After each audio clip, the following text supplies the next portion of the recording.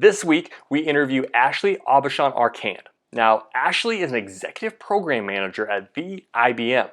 Now, outside of IBM, Ashley consults and trains individuals on professional communication through the Comms Lady. I'll include the link below to her Facebook page where she puts out videos on professional communication through things like email etiquette. Now, let's get into that interview. Ashley, thank you so much for being on Office Hours this week. You know, a lot of people who watch Office Hours tend to be college students, undergrads, graduates who are looking for success professionally. What is success in your mind? While I would love to think, wow, I'm going to change the world by doing something big, success to me is making lives better or easier for other people. And even if it's just one person, that really to me is what success is all about.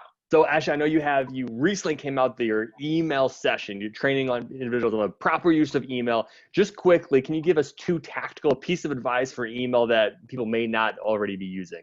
Yes. So there are probably two subjects that I feel the strongest about with email etiquette. And the first is subject lines. People don't talk about it, but see, you are competing. If you're sending someone an email, you are competing with possibly hundreds of other emails. So what is going to get them to open your email? And it's the subject line. If you're in a work environment and you need someone to respond to you with some piece of information, you need to let them know they have an action required in the subject line. Even put a date in there. If you need it by Friday, action required by Friday. The second would be formatting. Do not send block text in an email. It is so hard for someone to sit there and read like a novel. They need bullet points or bold out the one sentence that is like the main point of your email.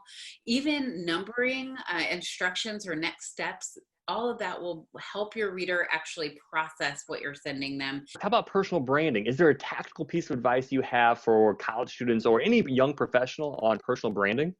I think it's so important to be authentic, right? And it's very easy for people to see if you are one way from a business perspective and then you are another way in person or personally. So I think being consistent across the board, but also being consistent as in how frequently you post. So don't just like pop up once every 3 or 4 months with a business post. You need to have a strategy behind how often you're engaging with your audience, and the kind of content you're putting out there needs to be consistent with your brand and authentic. Effort, do you have any resources that our students could use as far as helping do that personal brand or anything else? Maybe it's a website, something that you use that our students could use? When I started out, so I work for IBM, but I also have my own side business, the Comms Lady. And so I wanted a website, but I didn't want to like pay a ton. I just wanted a place that I could send people to get more information. And so I use Weebly, which is, it's like GoDaddy, Weebly. You pay for a domain or some type of account. They have some pretty basic accounts you can get. Also a resource, I have a friend who started this page on Facebook. It's called Small Business Moms. You don't have to be a mom to join. You don't necessarily have to own your own small business, but it's a really great resource that I have used. And you can even subscribe to a membership where you kind of get access to an elite group of women business owners that just are so knowledgeable and have so much information. Ashley, is there one piece of advice that you would give if you were in front of 100 college students, undergrad, grad, one piece of advice you would give them when they're looking forward to going out into the real world or transitioning jobs, something like that?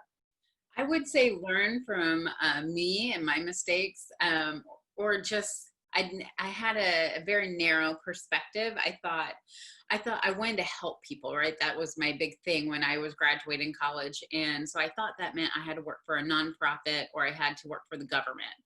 And it took me a while to find a job, and it was with a technology company, IBM, and was nothing that I thought, but it took me taking a long time to find a job to realize I needed to broaden what I was looking for and be more accepting of getting my foot in the door somewhere.